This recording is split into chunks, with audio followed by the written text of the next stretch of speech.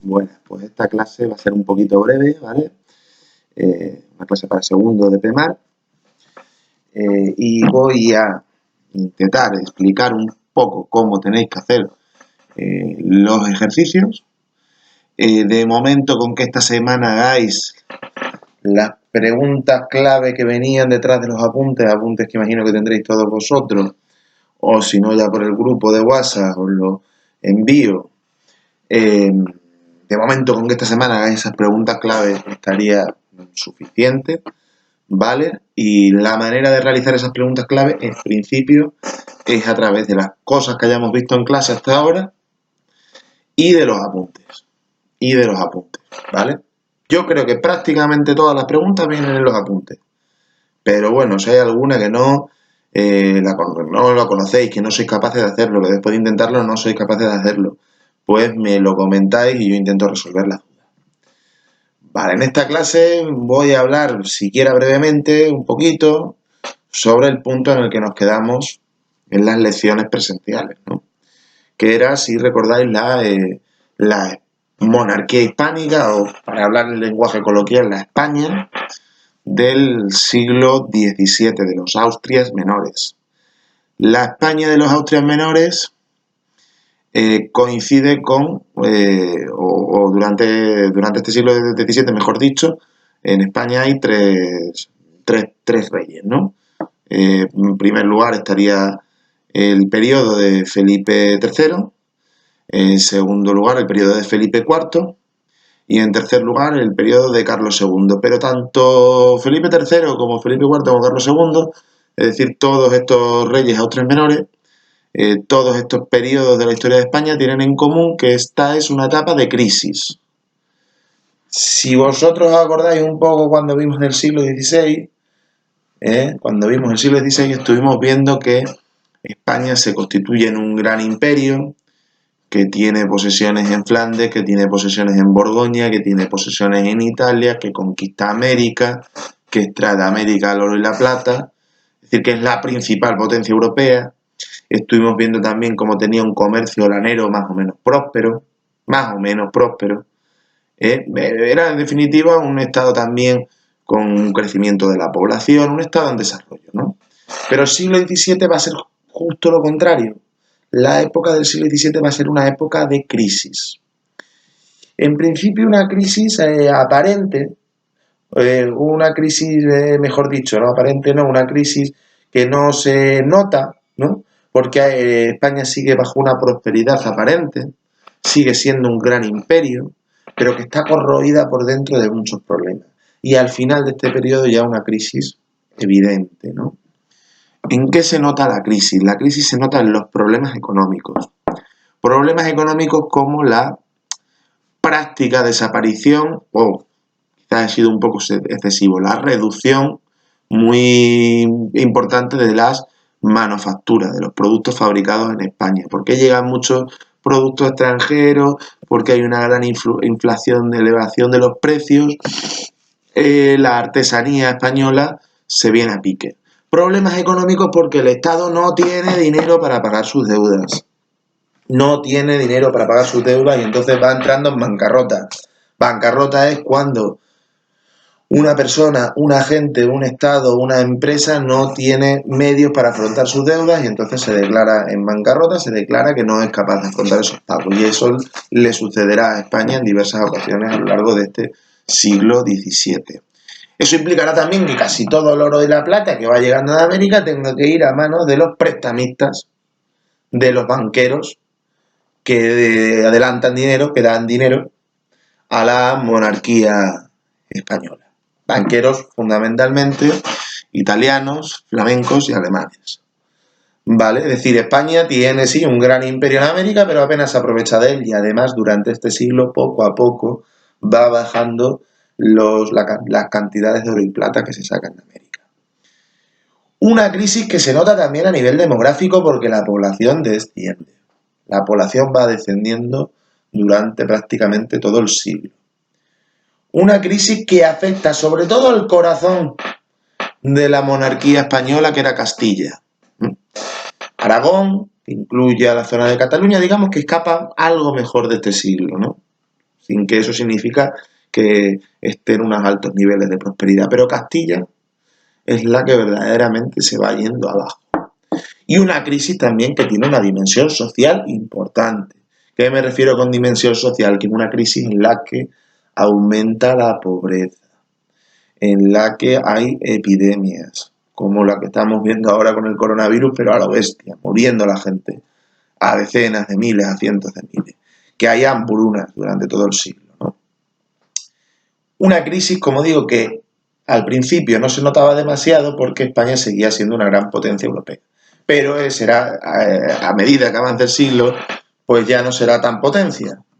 Ya descenderá su papel en el orden internacional europeo. Tendrá que ir cediendo territorios. Por ejemplo, pierde el Franco Condado. Por ejemplo, reconoce la independencia de las Provincias Unidas. Por la rebelión que hubo en Flandes, ya lo estuvimos viendo en la época de Felipe II. Y al final, fíjate cómo es la cosa, que el último rey, Carlos II, muere sin descendencia y acaba entregando el trono a una dinastía francesa, la dinastía de los Borbones, los que todavía son reyes hoy en día, dando lugar a esto a una guerra civil dentro de España como fue la Guerra de Sucesión. Es decir, recapitulando un poco, siglo XVII, ¿qué tiene en común toda la época de los Austrias menores, todo el siglo XVII? Pues tiene en común que es una etapa de crisis. Crisis, en primer lugar, interna, crisis de la economía española, crisis de la demografía española, es decir, descenso de la población, crisis porque también aumenta la pobreza, pero crisis que se acaba trasladando también al plano internacional, pues porque hay pérdida de territorios, porque hay pérdida de influencia a nivel internacional y porque al final ya del siglo, con el último rey, con Carlos II, España aparece poco menos que un estado menor que se pueden repartir, con el que pueden jugar países europeos más poderosos como Francia o como Inglaterra. Y España empieza el siglo siendo la principal potencia internacional y ya al final del siglo no lo es. Ya en el siglo XVII, al final del siglo XVII, España ya no es la principal potencia mundial, ni mucho menos, ¿vale? Por citar algunas características de cada uno de estos reinados. Tengo que ser sintético, tengo que ser breve. Y además lo vamos a ver como un cúmulo de errores y de problemas que se van acumulando reinado tras reinado. Vale, la época de Felipe III. La época de Felipe III, si tiene algo bueno, es que España no entra en tantas guerras como durante el siglo anterior con Felipe II, ¿no? En principio le viene bien a España porque además es un país que está gastando muchísimo dinero en guerras y el hecho de estar en una situación de mayor paz, pues bueno, le permite aliviar un poco los gastos. Pero eso no significa que no se cometan errores de bulto. Principalmente, la extensión y la generalización de la corrupción, eso que vemos ahora todavía con los Bárcenas, ¿no? Con los Jerez de Andalucía, como nuestra clase política, ¿no? Pues está llena digamos, de golferío y de operaciones de corrupción, pues ya en la época de Felipe III existía, ¿no? Sobre todo el gran símbolo de esa corrupción fue el favorito del rey, el duque de Lerma, apuntado ese nombre, ¿vale? Al que le entregan mucho poder con el cargo de valido y él lo aprovecha para enchufar a familiares, trasladar la corte a Valladolid porque de él procedía él y bueno, pues poder participar con gente cercana a ellos en el saqueo de fondos del Estado y en operaciones, digamos, corruptas, ¿no? Vivir bien de la corrupción y bueno, pues esto es un ejemplo de la corrupción política que se tendrá en la época de Felipe III. Además, él toma una decisión muy negativa como fue la expulsión de los moriscos. Según datos de Josep Pérez, pues con cifras superiores a cientos de miles, ¿no? Luego superior a 100.000, ahora mismo no recuerdo la cifra exacta, ¿no? Pero bueno, los moriscos que eran los descendientes de los musulmanes que se habían establecido en la península ibérica durante la época de Al-Ándalus, ¿recordáis, no?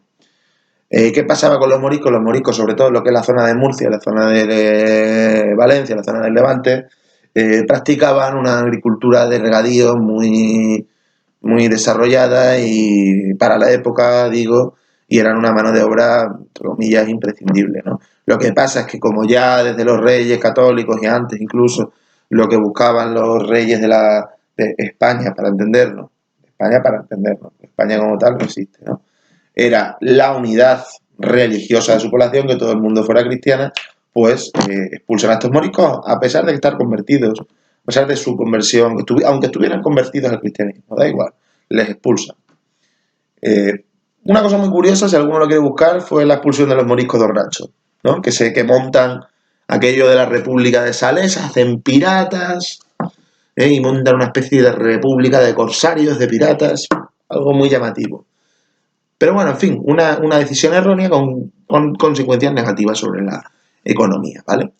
La época de Felipe IV es importante porque hay un cargo político en esta época, el conde duque de Olivares, muy cercano al rey, que viendo ya que hay una decadencia, hay unos problemas serios en el país, problemas económicos, problemas de que se está perdiendo peso a nivel internacional, que ya no se es la gran potencia que un día se fue, este tipo, el conde duque de Olivares, elabora un plan, la unión de armas. A ver, ¿en qué consistía ese plan? Bueno, como sabéis, como hemos explicado ya, España era más bien una unión de distintos reinos, cada uno con sus leyes, con sus impuestos, etcétera, etcétera. Es decir, Aragón o Portugal, que en esa época también pertenecía a la monarquía hispánica, pues tenían sus impuestos, tenían sus leyes y en fin, actuaban casi como un reino casi independiente, semi-independiente. El objetivo del conde duque de Olivares es que estos reinos, que Portugal, ¿no? Y que Aragón empezaran a pagar impuestos y empezaran a contribuir con soldados, igual que América. ¿A qué va a dar lugar esto? A dos rebeliones internas impresionantes en Cataluña y en Portugal. En el caso de Cataluña,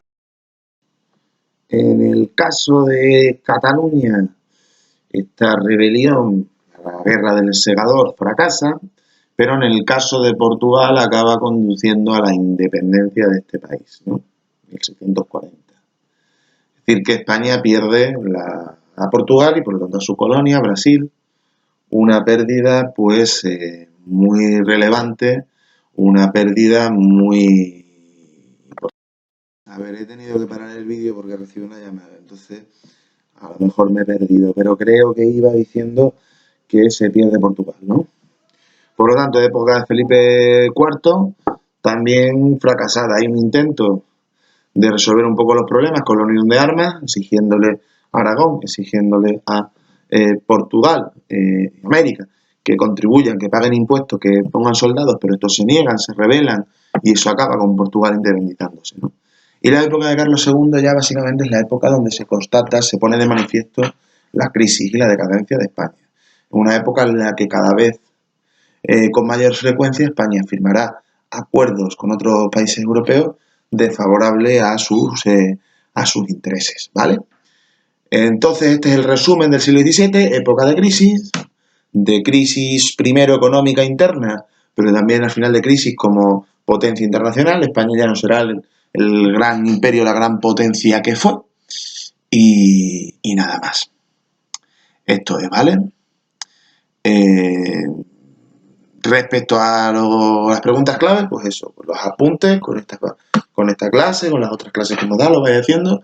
Esta semana intentar tener esas preguntas, intentar pasármelas. Si puede ser por correo electrónico, por Rayuela, mejor. Si puede ser por WhatsApp, pues por WhatsApp, no pasa nada. Y yo os las corrijo. Y nada más.